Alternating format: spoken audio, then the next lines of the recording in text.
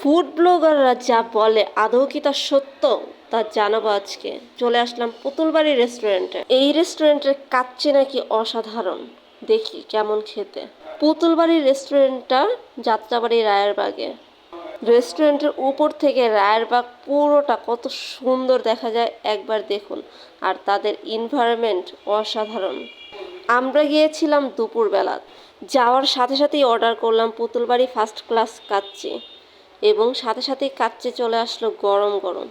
দেখুন, এটা নাকি 2 জন খেতে পারবে। তাদের কাচ্চি দেখে আসলেই লোভ সামলাতে না পেরে সাথে সাথে প্লেটে বেড়ে নিলাম। আর হ্যাঁ, কাচ্চির সাথে কিন্তু দিয়েছিল সালাদ।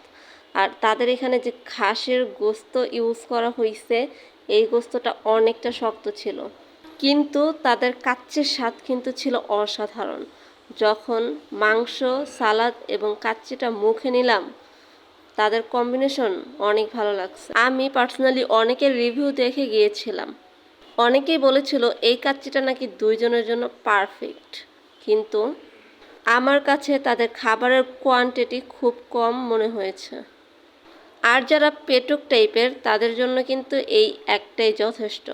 আর যারা একটু কম খেতে পারেন আমাদের মতো, তারা কিন্তু একটা নিয়ে 2 জন খেতে পারবেন অনায়াসে। আফসানা আপু খুব সুন্দরভাবে প্লেটে বেড়ে দিল। আর হ্যাঁ, কাচ্চির সাথে কিন্তু আপনারা আলুও পাবেন।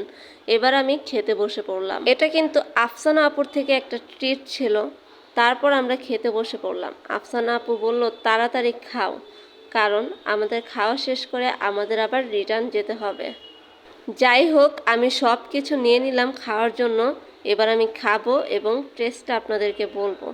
যখন আমি এটা মুখে নিলাম, আমি কি বলবো, সত্যি আমি এটার ফ্যান হয়ে গেলাম। খাওয়া দাওয়া শেষ করে আমরা আবার ছাদে চলে গেলাম, এবং দেখুন এখানকার এনভায়রনমেন্টটা অনেক সুন্দর।